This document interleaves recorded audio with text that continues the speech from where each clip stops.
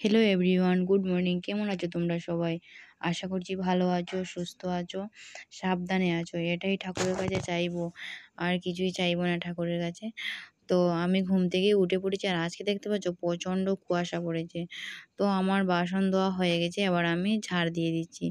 তো উঠানটাও ঝাড় দেওয়া হয়ে গেছে, এবার আমি ঘরের পেছনের দিকটা ঝাড় দিচ্ছি। আর এর আগে আর ক্যামেরা করিনি, ঘরের পেছনের দিকটা যখন ঝাড় দিচ্ছিলাম তখন একটু ক্যামেরা করছিলাম।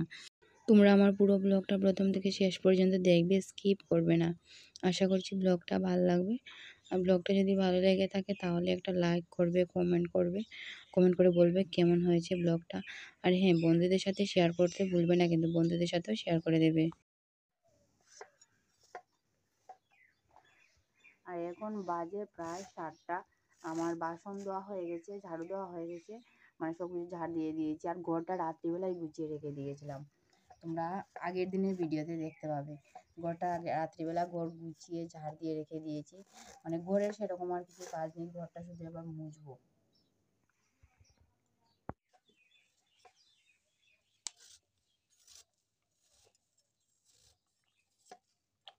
কলার থুর কাটছি ঘুম থেকে উঠে, মুসুর ডাল দিয়ে রান্না করব। আগে ডালটা বসিয়ে দেবো, তারপর হলো অন্য কাজ করবো।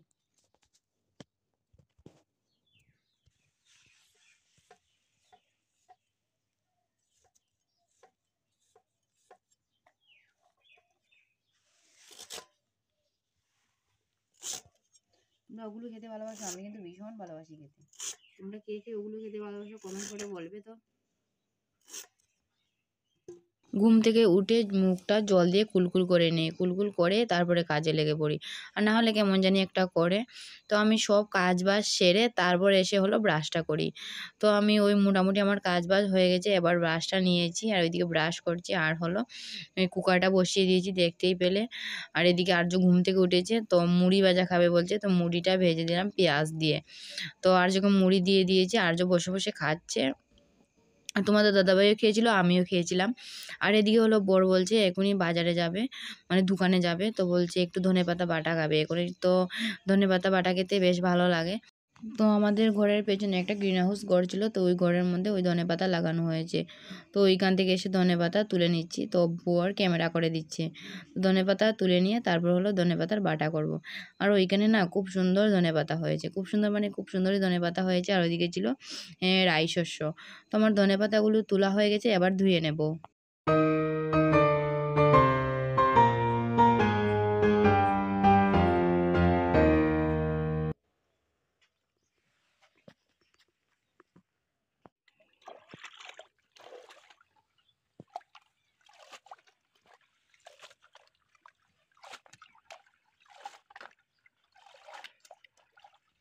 আমাদের পুকুরের জলগুলি দেখতে পাচ্ছ খুব সুন্দর, কিন্তু একদম পরিষ্কার জলগুলো।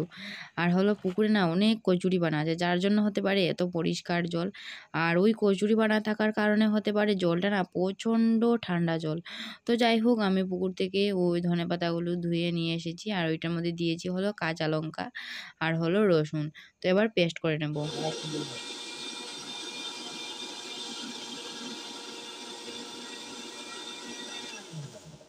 তো আমার ধনেপাতা পেস্ট করা হয়ে গেছে, আর ঢাকনাটার মধ্যে না অনেকটাই লেগেছিল ধনেপাতা। তো সেগুলি আমি পরিষ্কার করে নিচ্ছি। আর এই যে দেখতে পাচ্ছ খুব সুন্দর কিন্তু পেস্ট হয়েছে। এবার একটা বাটিতে ঢেলে নেব, ঢেলে নিয়ে তারপর হলো ওইটা হলো সকালবেলা খাওয়া হবে। আর তোমাদের দাদাভাই না গরম গরম ভাতের সাথে ধনেপাতা বাটা খেতে ভীষণ ভালোবাসে। তো এবার আমি ঢেলে নিয়েছি একটা বাটিতে, আর এবার ওইটাতে নুন আর হলো তেল দিয়ে ভালো করে মেখে নেব। জোর দুষ্টামি দেখতে পাচ্ছ, মানে ওইদিকে ওর বাবা বলেছে এই আর যে ঠিক করে বস, তোকে আমি ক্যামেরা করছি। যেমনি ও কথা বলেছে তেমনি মুখটা লুকিয়ে এই যে মুখটা নিচের দিকে করে বসে আছে, মানে ওর দুষ্টামি চলতেই থাকবে। তো আমার মানে বাটিতে নেওয়া হয়ে গেছে ধনেপাতা বাটাগুলো, আর এবার আমি তেল আর নুন দিয়ে ভালো করে মেখে নিচ্ছি। তো চলো এবার খাওয়া দাওয়া করে তারপর হলো যাবো একটু ধানের কাজে। আজ হচ্ছে বছরের প্রথম দিন, 1 জানুয়ারি। 24 সালটাও এইভাবেই তোমাদের সামনে কাটিয়েছিলাম, বাড়িতে বসেই। আর 25 সালটাও বাড়ি বসেই কাটাবো। যাই হোক, আমাদের কোথাও যাওয়ার প্ল্যান নেই। যেহেতু বাড়িতে অনেক কাজ আছে, মানে ধানের কাজ, চরের কাজ, তারপর মানে ঘরের কাজ তো থাকবেই, রান্না করা এই সেই তো সব কাজ তো আছেই। আর এইদিকে তোমাদের দাদাভাইকে বলেছিলাম দিনের বেলা তো একদম টাইম নেই আমার, মানে অনেক কাজ আছে, সন্ধ্যার পরে কিছু একটা টাইম আছে। তো বললাম সন্ধ্যার পরে কোথাও নিয়ে যাবে নাকি? তো ও বলল না গো, একদম যেতে পারবো না, কারণ দোকানে প্রচণ্ড কাজ আছে। ওই কাজগুলো রেখে যদিও আমি যাই, পরে মানে কাস্টমারদের আমার কৈফিয়ত দিতে হবে যে সময়ের মধ্যে কেন জিনিসটা পাইনি, কাজটা হয়নি, এই সেই। তো যার জন্য আর কোথাও যাওয়া হবে না, বাড়িতে বসেই এই 1st জানুয়ারিটা কাটাবো। তো তোমরা এই 1st জানুয়ারিতে কে কী করেছিলে অবশ্যই কমেন্ট করে জানিও।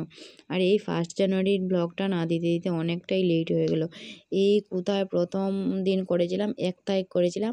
তো দেওয়ার কথা ছিল 2 তারিখ, কিন্তু 2 তারিখ দিতে পারিনি, আর দিচ্ছি হলো 5 তারিখ, মানে 2-3 দিন লেট হয়ে গেল। তো কিছু করার নেই, কী করবো তোমরা তো বুঝতেই পারছো।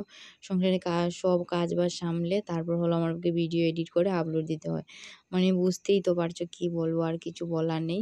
তো তোমরা আমার ক্ষমার চোখে ব্লগটা প্রথম থেকে শেষ পর্যন্ত দেখে নিও। তো তোমরা অবশ্যই 1st জানুয়ারিতে অনেক অনেক আনন্দ করেছো, আর অনেক অনেক সুন্দর সুন্দর মুহূর্ত তৈরি করেছো, আর করেছো নিশ্চয়ই। তো আমাকে কমেন্ট করে জানিও কে কী করেছো। আর আমি এইভাবেই দিনটাকে 1st জানুয়ারি দিনটাকে এইভাবেই কাটিয়ে দিচ্ছি। তো আজ দিদি এসেছে, আর দিদি আর আমি পরিষ্কার করছি। আর বেশি একটা ধান নেই, আরও কিছু একটা পরিষ্কার করব। পরিষ্কার করলেই হয়ে যাবে, বেশ আর পরিষ্কার করতে হবে না। তো এই যে জমা করা ধান আছে, ওই ধানগুলোই পরিষ্কার করব। পরিষ্কার করলেই আর ধান নেই পরিষ্কার করার, মানে সব ধান পরিষ্কার করা হয়ে যাবে। আর কিছু একটা হালকা কিছু একটা, মানে অল্প কিছু একটা থাকবে, ওগুলো করলেই শেষ। আর ওইগুলো আবার রোদ দিয়ে শুকাতে হবে। তো ওইখানে আর শুকানো হবে না, কারণ ওইখানে না, মানে আমাদের একটু দূরে পড়ে যায়, বাড়ি থেকে একটু দূরে পড়ে যায়। আর ওইখানে এসে গরু এসে খেয়ে নেয়, যার জন্য ওইখান থেকে পরিষ্কার করে বাড়ির পাশেই একটা জায়গা আছে, ওইখানে নিয়ে যাওয়া হবে। আর ওইটা না অনেকটাই দূর, যার কারণে আর ওইখানে রাখা হবে না। আর ওইখানে অনেক হাওয়া লাগে। আর ওইখানে মানে ধানগুলো পরিষ্কার করতে একটু সুবিধে হয়, যার জন্য ওইখানেই ধানগুলো পরিষ্কার করা হয়েছে। আর ওই বাড়ির পাশে একটা জমি আছে, খালি জমি, ওইখানে নিয়ে ধানগুলো শুকানো হবে। তো আমি আর দিদি মিলে এভাবে ধানগুলোকে লম্বা করে ফেলে দিচ্ছি, মানে ওইদিকে হাওয়া দিচ্ছি, আর ধানগুলোকে এইভাবে ফেলছি। আর ফেলার পরে হলো দিদি ওগুলোকে আলাদা করবে। আমি সেরকম আলাদা করতে পারি না, মানে যেগুলো ভালো ধান, পরিষ্কার ধান, সেগুলো আলাদা করবে। তো ওইটা দিদিই করবে। আমি মানে আগে থেকে তো আমি সেরকম ধানের কাজ জানি না, আর এখন তো শিখছি টুকটাক, সেরকম করতে পারি না, যার জন্য ওইগুলো দিদি আলাদা করবে। আর এই যে হলো দিদি আলাদা করছে, আর আমি এখানে একটু বসেছি, বসে বসে মানে ভাবছি তোমাদের সামনে কথা বলবো, আর বলতেও ইচ্ছে করছে না, মুখ দিয়ে মনে হচ্ছে আওয়াজ বেরোবে না। তো যার জন্য বসেই আছি, আর এইদিকে দিদি এই কাজটা করছে, আর আমি দেখছি বসে বসে। যেহেতু আমাদের কাজ করতে করতে বিকেল হয়ে গেছে, যার জন্য তোমাদের সবাইকে বলবো গুড আফটারনুন। তো নতুন দিনটা এইভাবেই কাটিয়ে দিলাম, বাকি দিনগুলিও যাতে ভালো থাকি, সুস্থ থাকি, ভগবানের কাছে এই প্রার্থনাই করি। আর তোমরাও ভালো থাকবে, সুস্থ থাকবে, সাবধানে থাকবে। তো আজকের মতো সবাইকে টাটা।